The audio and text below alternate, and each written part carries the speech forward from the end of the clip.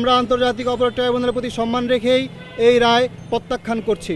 তাদের প্রতি ভালোবাসা দেখিয়ে, তাদের প্রতি সম্মান জানিয়ে আন্তর্জাতিক অপরাধ ট্রাইব্যুনাল 1 এই রায় দিয়েছে। জুলাই এমন পক্ষপাতপুষ্ট রায়কে ঘৃণ্যভাবে প্রত্যাখ্যান করছে। জুলাই গণঅভ্যুত্থানের অন্যতম স্থান চানখারপুলের মামলার রায় হয়েছে।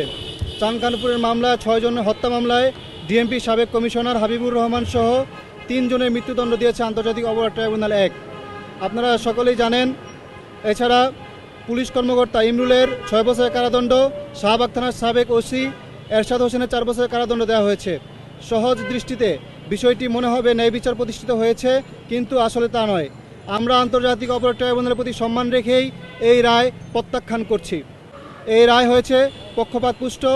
যেসব খুনিরা দেশে নাই, শুধুমাত্রই তাদের মৃত্যুদণ্ড দেওয়া হয়েছে। যারা কারাবন্দী, তাদের এই আন্তর্জাতিক অপরাধ ট্রাইব্যুনাল তাদের প্রতি ভালোবাসা দেখিয়ে, তাদের প্রতি সম্মান জানিয়ে আন্তর্জাতিক অপরাধ ট্রাইব্যুনাল 1 এই রায় দিয়েছে। জুলাই এমন পক্ষপাতপুষ্ট রায়কে ঘৃণ্যভাবে প্রত্যাখ্যান করছে। পাশাপাশি ট্রাইব্যুনালের চিফ প্রসিকিউটর তাজুল ইসলামকে সম্মানের সঙ্গে অনুরোধ করছি রায়ের বিরুদ্ধে আপিল বিভাগে আবেদন করার জন্য।